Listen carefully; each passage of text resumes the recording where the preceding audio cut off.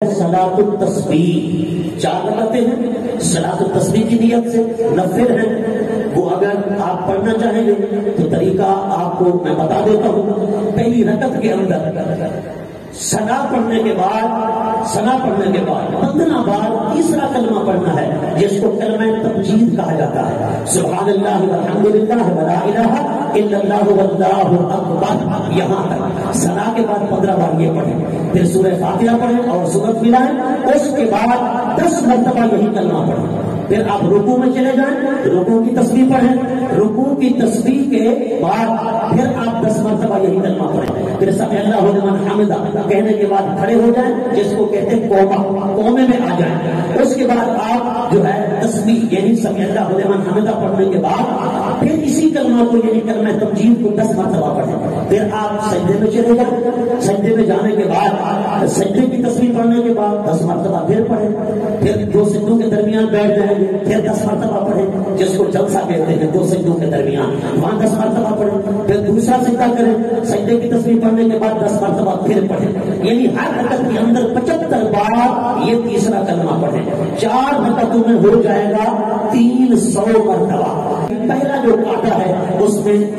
اتحیات کے ساتھ تشہد کے ساتھ درود بھی پڑھنا ہے اور دعا بھی پڑھنی ہے، اور تیسری رکعت کے لیے جب کھڑے ہوں گے تو ثنا سے آغاز کریں گے، یعنی ثنا بھی پڑھنی ہے، جیسے آپ عشاء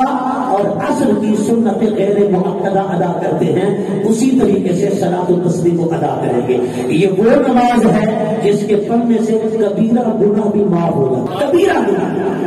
اس قدر فضیلت والی نماز ہے۔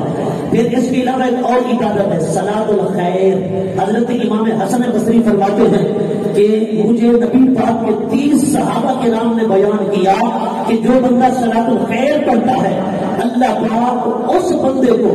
70 مرتبہ توجہ سے دیکھتا ہے۔ میں اگر توجہ کے ساتھ کوئی بڑی شخصیت دیکھ لے، وزیر اعظم صاحب ہمیں توجہ سے دیکھ لے، ہاں جی صدر پاکستان توجہ سے دیکھ لے، ہمیں کوئی بڑا پیر صاحب توجہ سے دیکھ لے،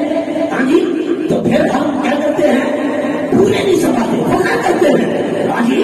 شخصیت کی نظر ہو گئی۔ ایک ہے نظر پڑنا، ایک ہے نظر لگنا، نظر لگ جائے تو بندہ برباد ہو جاتا ہے، نظر پڑ جائے تو بندہ آباد ہو جاتا ہے۔ رب کی نظر پڑ جاتی ہے، 70 بار دیکھتا ہے، ہر بار دیکھنے میں حاجاتیں پوری کرتا ہے، ضرورتیں پوری کرتا ہے۔ سب سے بڑی حاجت بندے کی جو اللہ پوری کرتا ہے وہ کیا ہے، وہ اس کے گناہوں کی مغفرت ہے۔ یہ صلاۃ الخیر، اس کی 100 رکعتیں ہیں، ادا کرنے کا طریقہ 100 رکعتیں، 2 نفل کر کے پڑھنے ہیں، 100 رکعتیں پڑھنی ہیں، ہر رکعت میں سورہ فاتحہ کے بعد 10 مرتبہ سورۃ اخلاص پڑھنی ہے۔ 100 رکعت ہے، 50 دعانا ہے، 1000 مرتبہ سورۃ الاخلاص یعنی قل هو اللہ احد یہ مکمل کرنا ہے۔ یہ صلاۃ الخیر ہے، پھر اس کی یہ فضیلت ملے گی۔ ایک اور نماز ہے جو حضرت سیدہ طیبہ طاہرہ شہزادی کونین لخت جگر مصطفیٰ ہاں حسنین کی اماں حضرت سیدہ فاطمہ الزہرا سلام اللہ علیہا نے بتائی ہے۔